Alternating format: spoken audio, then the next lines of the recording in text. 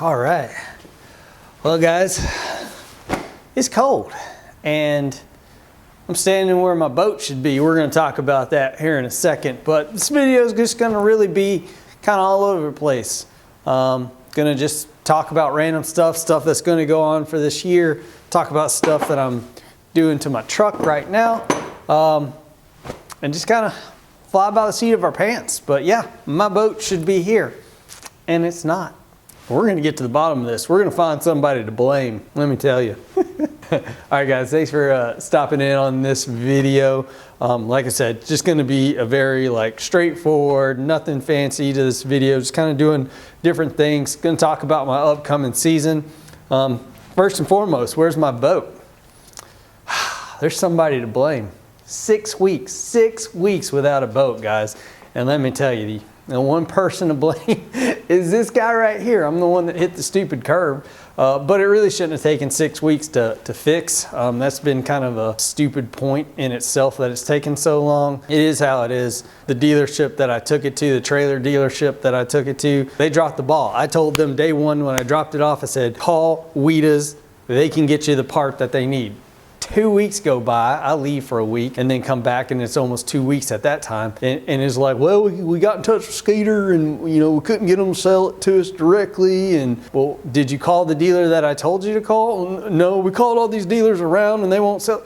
Did you call the dealer that I told you to call? No, well, let's call Weedas. So this is a good point to keep in mind that if you're buying a boat, keep that good relationship with your dealer because I called Weedas, got on the phone with them. They reached out to me on Facebook and all that too once I was telling them about my problem. And they're like, yeah, we can have it drop shipped to them. And I'm telling you, once they got that done, within a week and a half, it was there. So keep that in mind that if you ever have trailer problems in the future, know, especially if Skeeter's not going to sell directly to a trailer repair guy unless he already has a deal with Skeeter. So get your dealer on the phone. Make sure when you drop your boat off that hey, you're going to have to go through my dealer. Yes, they have the parts. They have all the trailer parts that you need. So you're going to have to do some of that groundwork on your own because your trailer guy might be, just as clueless as these guys were. So do that little bit of legwork and you could save yourself the time. Had I have gone straight to Weedas and be like, man, I jacked up my trailer. Can I get the parts from you guys? They would have been like, sure, yeah, just tell us where to send them. And bam, I would have had my boat done in 2 weeks, but now it's been sitting out in the cold, freezing rain, snow. It's been out there for 6 weeks almost, waiting on these trailer guys.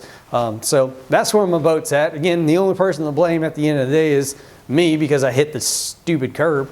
But lesson learned, sharing it with you guys, the whole process.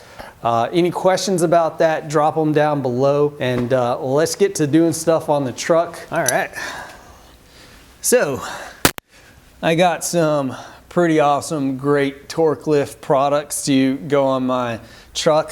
What I'm doing right here is I'm adjusting the Torklift suspension stabilizers. These are supposed to be able to engage the emergency backup leaf spring before, and I'll show you a close-up of these too, but before the other leaf springs sink down onto them. And when I had them installed, they're actually super easy to install. I could have done it myself. I don't even think the guys who installed them charged me for them because what I had them do was actually install the Torklift super truss hitch receiver. So I'll show you that here too. But all of this is for my camper so that I can tow my camper efficiently. Again, it's cold outside. Hey, thank goodness I guess the boat's not here, so because it's kind of misty and rainy. And I'm able to do this right now. So what I'm doing is I'm adjusting it because they put too many plates on it when they installed it. They just kind of installed it with as the pictures dictated. So basically I gotta fix that part. And that's what we're doing. When you have the right tools, just like in fishing, when you have the right tools, it gets kind of easier. I gotta show you. Woo, wait till it gets focused. Might mess up my sound here in a second, but I gotta show you something. Bass Geek, yeah, right there. I'm a Bass Geek swag on, guys. Go over to Bass Geeks channel, you can find his swag. That was a good song. Really? I got my first real 6-string, bought at the 5 and dime. It's a good song, it's just not Texas country. Woo, I pooted. This season at the Home Depot. Get out of here, stupid Home Depot commercials. So tired of hearing you. Smart home ideas.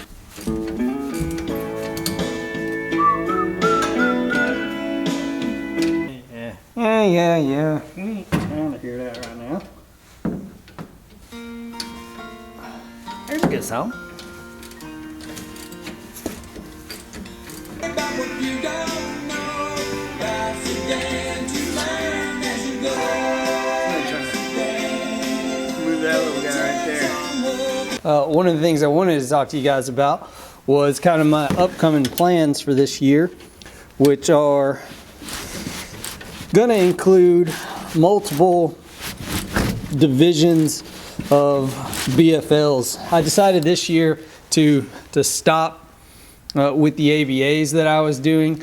Honestly, I think it's just a waste of time for me because I don't get to get out there and fish as much as I'd like. So a lot of the time, I'm showing up to these tournaments without any practice, without any intel or research having been done for that week because just busy, guys. Life is busy, got multiple jobs, multiple companies that I own and operate. So, it's busy. I don't necessarily have the time to get out there and do that unless I take the time off. Then I can go and practice and develop a pattern. That last event of the year, I felt I had a good pattern. Hindsight's always 20/20 in these things, but I did pretty well in comparison. It was a 100 field. I finished middle of the pack. I'm pretty happy with that for my first BFL. But I found a pattern. I found something that would work. People around me caught fish. My co-angler caught fish. I caught fish. The fish were there. Enough fish that I probably had, if I had had that all to myself, I probably would have made the cut. But, hey, that's how it goes. Not making excuses or anything. I'm just kind of saying, I was pleased with my performance in my first BFL. That being said, I'm going to definitely do co-angler events again this year. Multiple divisions, plan to do the Shenandoah division, the Piedmont division. Going to start the year off down on the Okeechobee. Going to do a Costa down there, all as a co-angler. I don't feel that I'm ready to make that jump to the front of the boat. And this year, I had a lot of fun just being on the back of the boat. I learned a lot. I met a lot of new people. And I think that's one of the coolest things about being a co-angler is you get to meet a lot of people. And I got to do that. And I learned a ton. And I enjoyed the learning process. I still enjoy being on the back of the boat and learning. I can't tell you, I can't even sum up how much I learned. Although I'm going to try to do it in a video. It's hard to just find all the little nuances and just watch how other people did things. It was still a lot of fun for me. So that's why I'm going to continue this year, definitely, as still being a co-angler. Maybe I can find some local tournaments here and there to get into. Maybe try to do some in Delaware. I have a lot of good luck in Delaware with the bodies of water that are there. So, may try to find some there. But for this year, for 2019, definitely sticking with the co-angler thing. And because I want to grow. I want to grow as an angler. I know that I can do so best sometimes by mimicking other people, watching other people, see how they do things, and mimicking. That's one of the best ways that I've found for myself that I do better in the long run. I guess the other thing to that too is that I'm not in a hurry. I'm not in a rush. What I feel I've laid out for me is a good 5-year plan. And in that 5 years, I'm gonna see how far I can go. Just see how far we can take it. Because I've said it before, if you have the time and money, I think it can be done. And you kind of understand what I'm talking about. If you want to compete at higher levels, if you have the time and money, again, I think it can be done.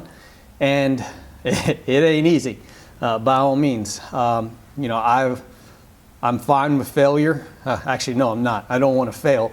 But you know, I will learn from that when it happens, because that's all bass fishing is 99% failure. You know, we're just gonna see where it goes. I'm in no rush. The beauty about bass fishing is not based on genetics. It's not how high, it's not what you, it's not how tall you are, it's not how fast you are, it's not how much you can bench press. Like I said, you don't have to be, it's not a genetic thing. You don't have to be, you know, 6'5" to be able to play. So, you know, it's a fair playing field, and it's somewhere that, you know, this up here matters a little bit more than, you know, this right here, and that's what I like about it. I think it's a pretty good fair playing field for everybody, and you know what? I enjoy playing. I just enjoy the process of going and learning, and that's why sticking with the co-angler thing, at least for another year. My plan is 2020, go to the front of the boat. So let's put these things on. Or not put them on, let's fix them.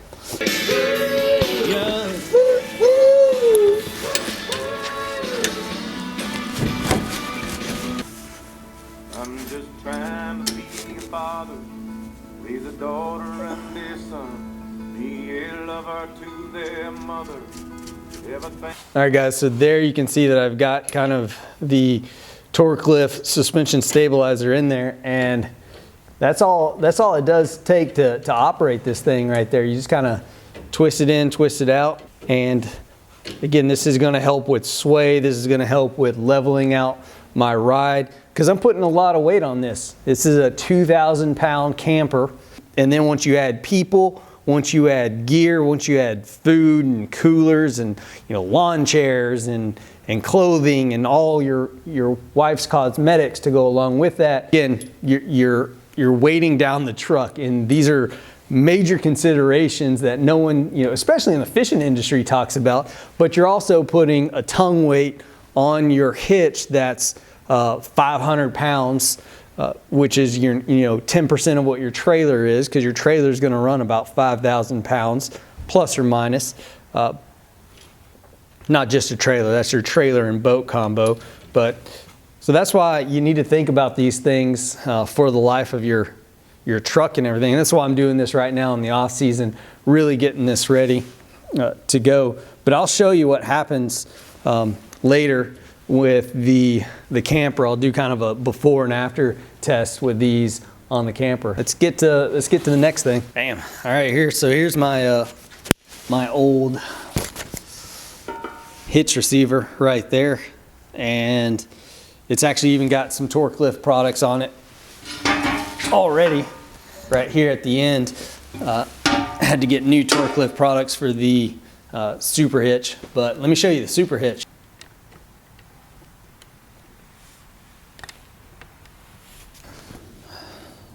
All right, so I gotta get up under my truck to look at this spare tire hoist. First, I'm gonna eat one of these big old pickles.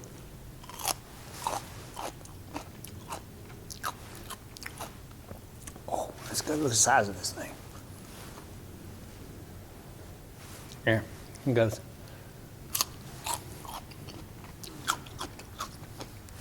This is just a spear. Can you imagine what the whole thing looks like?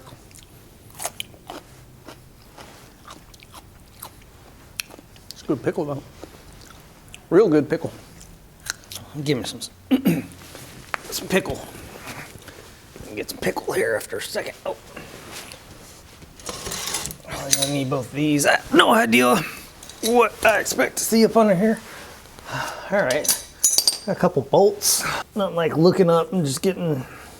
Oh, cool. It doesn't feel like anything's actually on top of them, so they might be self-threaded, or. I just got to figure out what size they are. I bet that's a half. But, you know, I got to get my truck ready, everything ready for this next season. Doo-doo-doo. Look at this. Can he guess it? Can he get it? Get it on the right guess. Uh-oh. Did I get it? I did not. Fail. I'm a failure in life. Dang it. I do believe that's it. What thing? Right. Oh man, it's water. course, there's water. It rained today. But yeah, so this year I'm gonna start off the season down in Florida. Gonna do a Costa event down there, and looking forward to getting that done. I mean, that's gonna be fun to do my first ever Costa event. Gonna haul the truck down there, gonna haul the boat and the camper down there as well. And there she goes. But gonna be pretty fun. I already got my campsite, which is gonna cost me about 250 bucks. The Costa cost me 600. Gonna do a BFL the weekend before. That was 150 or so. But you know, being able to stay there throughout the whole week in my camper, having quality products to tow it all down there, gonna be good. Gonna be good, guys. Gonna be fun. Gonna be a real fun year when it comes to that. Gonna do a lot of camping with the camper, going to tournaments, kind of running you through a lot of that stuff. So, you know, that's a good reason to smash that subscribe if you hadn't. Get right up under there so that stuff can fall in my eye. Ow, come on. Man, that's on there. It's on there thick. There we go. Yeah, buddy. These are the things that go into a efficiencies in that you don't normally see. You know, here it is Saturday night. I'm actually having a lot of fun doing this because it may look like it, but I am not car savvy or whatnot. I just figured this would be a couple bolts and I could do it. You know, a lot of things you can YouTube and learn how to do. I need to put these bolts somewhere I can use them because I went into AutoZone to try to order one of these the other day, and they were like, yeah, it'll be like 200 bucks. I was like, man, I saw them online for like 80 bucks to 100 bucks. Like, let me go try to find that online. Big old rusty screw, bolt, whatever. Gotta get my spare tire back on this piece. Falling chunks of rust, gotta dodge those things. Oh yeah, more rust stuff falling in my eyes. Yeah. I got a good pickle taste in my mouth, man. Pickle Rick. All right, now I gotta figure out how to get that sucker out of there. All right, going in, guys, going in. Man, that's actually pretty cool. I can stand up in here. Well, maybe not stand up, but sit up. Got a long tube on it. All right, gonna have to get a flashlight. Got my trusty headlamp. It was on my deer stand. Well, my hunting bag's on my deer stand. You know, I wonder if I need another tool before I get up in there. About no.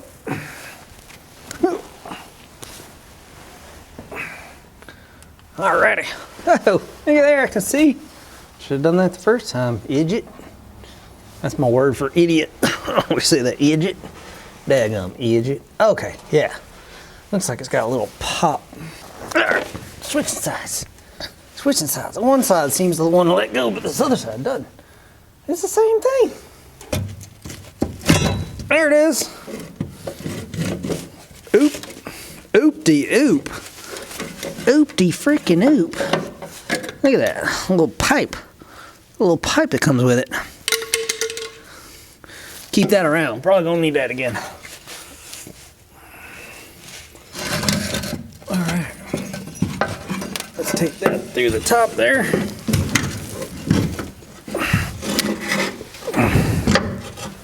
Buy a new truck, he said. It'll be fun, he said. Right. Okay. Actually, this is kind of fun. I bought this truck. It's a diesel. 80,000 miles on it, but again, it needed, what I needed was a vehicle that could support my boat's weight and the camper weight, and the 1500 is just not built for that. Could it have done it? Yes. Could I have put some upgrades in it to help it do it? Absolutely, yes. But you know, when it comes to the power, man, the power between the difference between this diesel and that 1500 as gas, regardless of whether you're Chevy, Dodge, Ford, I don't buy into that at all. So regardless of that, you know, the power alone and just the diesel is phenomenal. And this 2500, this 250, it's the first 3/4 ton that I've ever owned, and I absolutely love it. I absolutely love just just having it and driving it. All right, well, let me get out of here and show you this thing. I told you this would be an interesting video. Kind of just all over the place, but having fun with it. Oh, wait, sorry. I blinded you. How dare I? But having fun with it. So yeah, there you go. Huh. There's that guy right there. Spare tire hoist. I did Google searches on spare tire thingamaboppy, thingamajigger, doohickey, and was able to get this guy right here, spare tire hoist. Surprised that spare tire doohickey didn't work. So yeah, camper, Palomino Backpack Edition. Gonna have that on all my camping and fishing and tournament adventures this year. Really excited to have that. Getting paid cash for it. It's paid off.